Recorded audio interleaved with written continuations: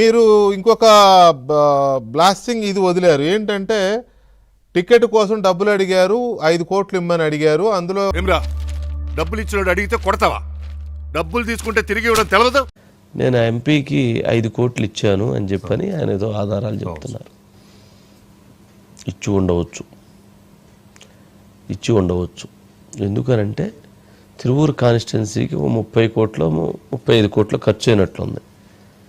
5 కోట్ల రూపాయలు కొలిగిపూడి శ్రీనివాస్ గారు ఇస్తే మిగిలినటువంటి 25-30 కోట్ల రూపాయలు ఎంపీ కేసీఎన్ చిన్ని పెట్టుకున్నారు. ఇది ట్రూ. మీ దగ్గర కౌన్సిలర్లను కొనడానికి డబ్బులు అందజేశాడు, రైట్? సో అంటే మీరు కౌన్సిలర్లను కొన్నారు. అవునండి. అంతేగా కొన్నారు, కౌన్సిలర్లు కొన్నారు, వైసీపీ కౌన్సిలర్లని మీరు కొన్నారు. అవును, ఇది ట్రూ. చిన్ని గారి వాదన ఏంటంటే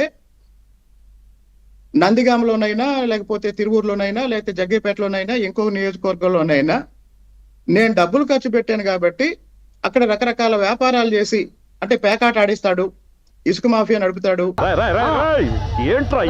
ఆఖరికి తిరువూరులో పక్కనున్న భద్రాచలం నుంచి గంజాయి తెప్పించి ఇక్కడ ఒక బ్యాచ్ ఒక 10 మందితో గంజాయి బ్యాచ్ నడుపుతుంటే నేను దాదాపు 2 నెలల క్రితం గంజాయి బ్యాచ్ కి వ్యతిరేకంగా తిరువూరులో ర్యాలీ చేశాను.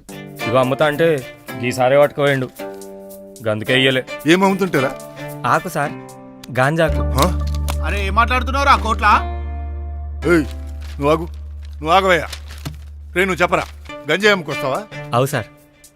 ఓ పని చేయరా, నన్ను కూడా తీసుకుపోయి వెనక ఇద్దరం కలిసి గంజాయి అమ్ముకుందాం. మస్తు డబ్బులు వస్తాయంట కదా. మీరేడొస్తారు సార్?